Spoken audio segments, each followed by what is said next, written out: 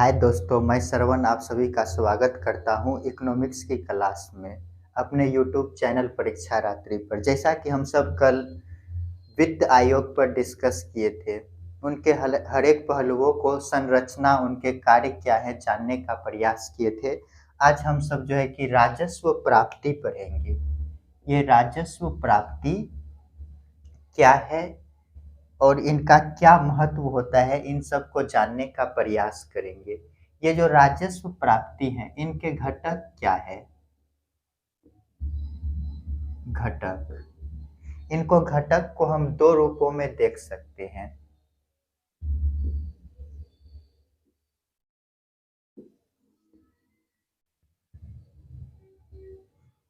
एक तो कर प्राप्तियां,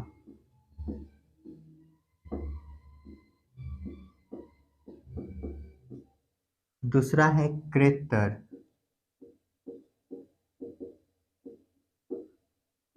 प्राप्तियां।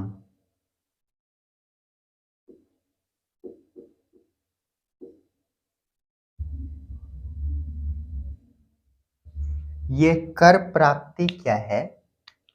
जो हमें टैक्स से प्राप्त होते हैं। जैसे हम बोल सकते हैं आयकर,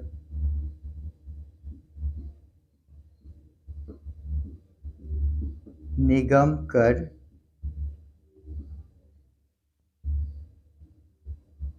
सीमा शुल्क,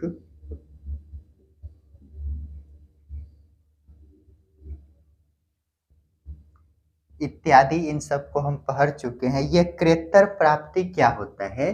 कर के अलावे, कर के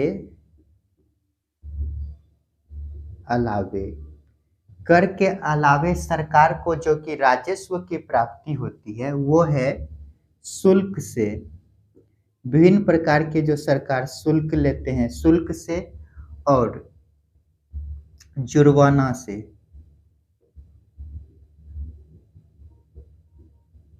जुर्माना से, ये शुल्क हो गया, ये जुर्माना हो गए। और अनुदान, अनुदान सरकारी उद्यमों से प्राप्त है।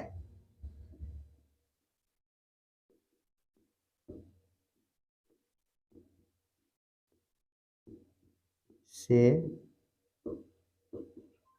प्राप्त आय।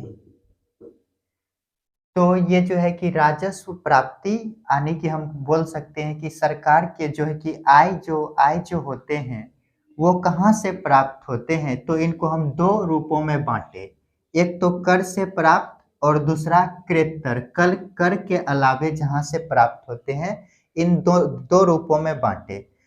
ये जो कर प्राप्ति है, इन पर हम पहले भी डिस्कस कर चुके हैं जब हम टैक्स पढ़ रहे थे। तो इनमें सिर्फ लिख दिए हैं आयकर, निगम कर, सीमा शुल्क। इसी में व्यापार से व्यापार कर भी हो जाएगा, व्यापार कर, ये सभी इनमें आ जाएंगे। इन सभी से जो प्राप्ति होते हैं ये राजस्व प्राप्ति का ही घटक है। और इनके अलावे भी कुछ है राजस्व प्राप्ति के सोर्स, जो कि है यहाँ पे क्रेतर प्राप्ति।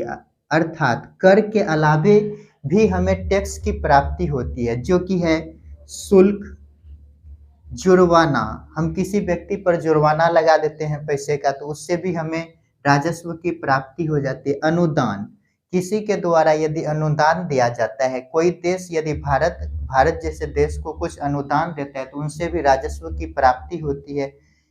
और लास्ट है सरकारी उद्यमों से प्राप्त आय। सरकारी उद्यम, जो कि सरकार के ही कुछ उद्योग होते हैं, वहां से भी आय की प्राप्ति होती है। तो ये सभी राजस्व के घटक हैं, इनको जल्दी से लिखिए। इसी में व्यापार कर, उत्पादन शुल्क भी आ जाएगा, उत्पादन शुल्क। इन सब पर हम डिस्कस पहले भी कर चुके हैं, जल्दी से लिखिए।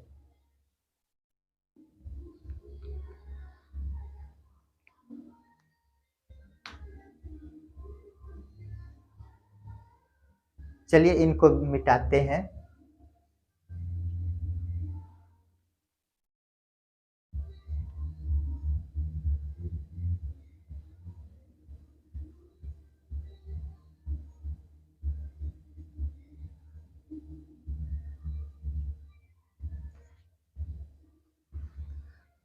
बजट के घटक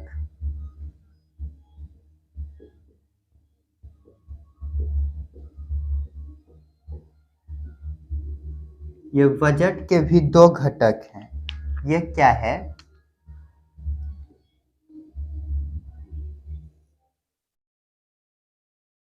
पहला है राजस्व बजट।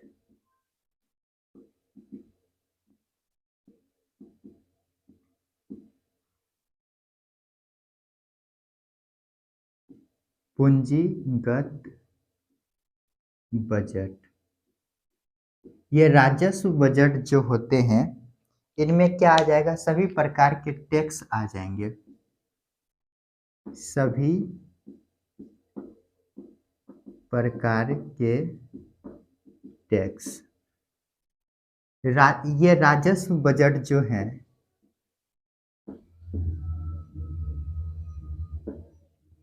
राजस्व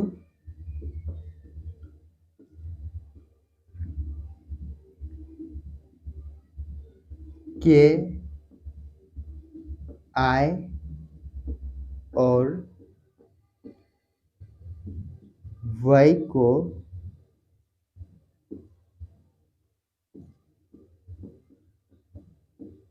दिखाता है। ये पूंजीगत प्राप्ति जो होते हैं ये सरकार का अपना आय होता है। सरकार का अपना आय। ये जो है कि पूंजीगत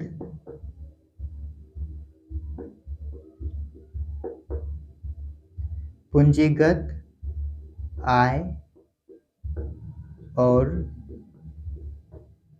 व्यय को दिखाता है। जल्दी से इनको लिखिए।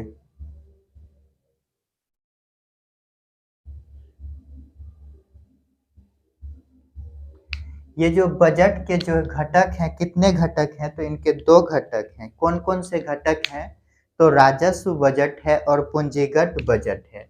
ये राजस्व बजट जो होते हैं इसमें सभी प्रकार के टैक्स आ जाते हैं जहां से कि सरकार को आय की प्राप्ति होती है। ये जो राजस्व आय है, राजस्व क्या दिखाता है? ये राजस्व बजट आय और व्यय को दिखाता है। ये जो है कि पूंजीगत बजट जो होते हैं ये सरकार का क्या होता है? अपना आय होता है। ये क्या दिखाता है? पूंजीगत आय और व्यय को दिखाता है। जल्दी से इनको लिखिए।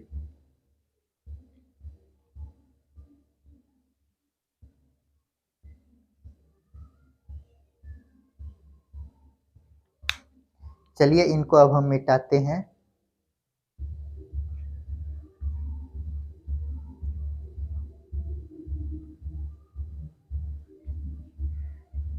ये राजस्व प्राप्ति क्या होता है?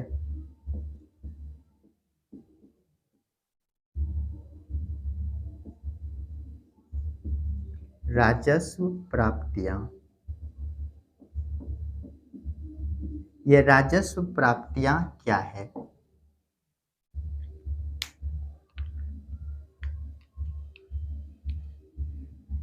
इनमें क्या होता है?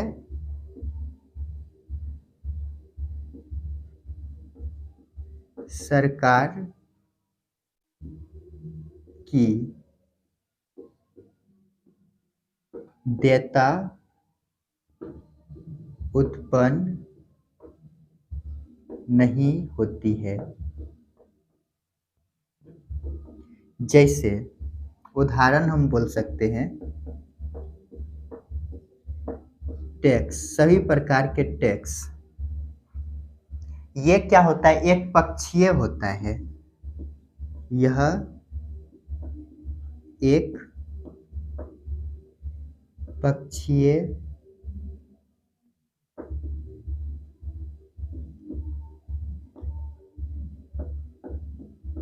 होता है। जल्दी से इनको लिखिए।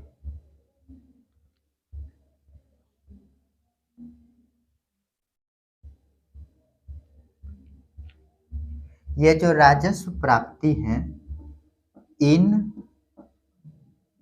प्राप्तियों से सरकार के राजस्व में कमी नहीं होती है। जल्दी से इनको लिखिए।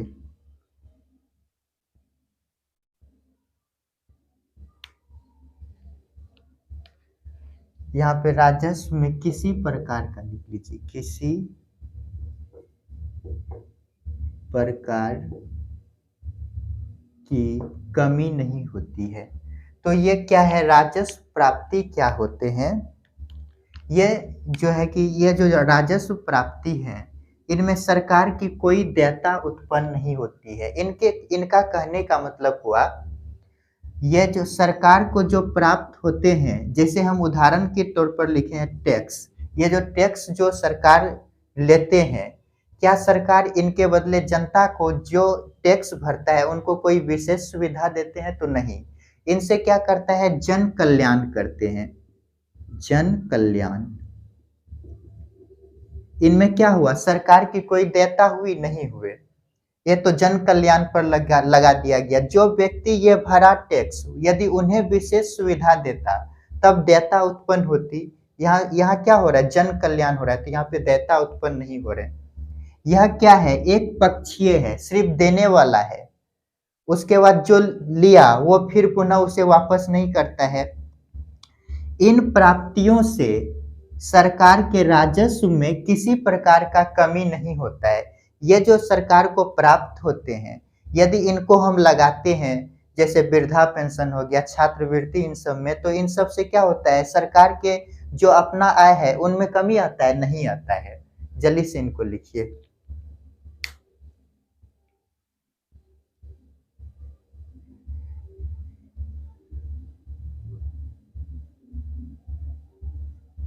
एक है पूंजीगत प्राप्तियां।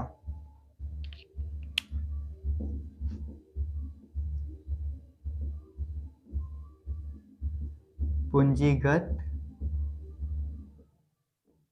प्राप्तियां, ये पूंजीगत प्राप्तियां क्या है? इनमें सरकार की देयता उत्पन्न होती है। इनमें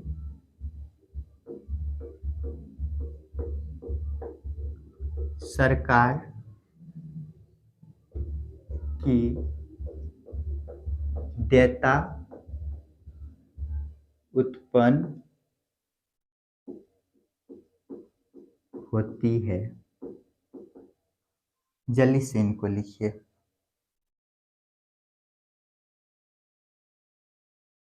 अच्छा, इनमें देयता उत्पन्न होता है, तो ये क्या करेगा, सरकार के राजस्व प्राप्ति को क्या करेगा, कम करेगा। यह सरकार के आय को कम करता है। जल्दी से लिखिए। ये पूंजीगत प्राप्ति क्या है, इनमें सरकार की देयता उत्पन्न होती है। यदि सरकार को कोई कुछ देता है तो ये सरकार का दायित्व है कि उन्हें दे, पुनः वापस करे। तो ये क्या होता है, सरकार की आय में क्या करता है, कमी करता है। यहाँ हम क्या देखें, राजस्व प्राप्ति में ये क्या है, सरकार की आय में किसी प्रकार का कमी करता है? नहीं करता है। लेकिन ये जो है पूंजीगत प्राप्तियां, ये सरकार के आय में कमी करती है। जल्दी से इनको लिख लीजिए। एक पॉइंट यहाँ पे लिख लीजिए,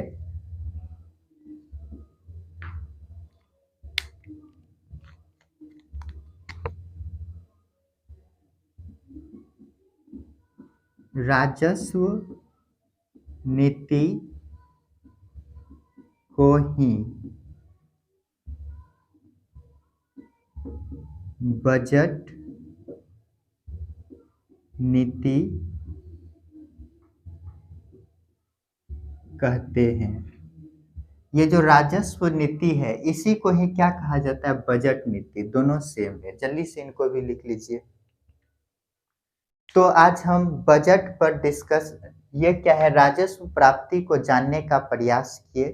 कल इनको और आगे बढ़ाएंगे, इनमें और बहुत सारी चीज़ों को पढ़ना है। कल इनको और पढ़ के 2 दिन लगेगा और इनको कंप्लीट करने में पूरा। इनको समाप्त करके उसके बाद जो है कि हम सोच रहे हैं कुछ बैंकिंग वाला चैप्टर ले ले, तो इनको पढ़ने के बाद बैंकिंग वाले ही स्टार्ट कर देंगे। तो आप सभी मेरे साथ जुड़े रहिए और वीडियो देखिए, मज़ा लीजिए। लाइक, शेयर और सब्सक्राइब कीजिए। वीडियो देखने के लिए धन्यवाद।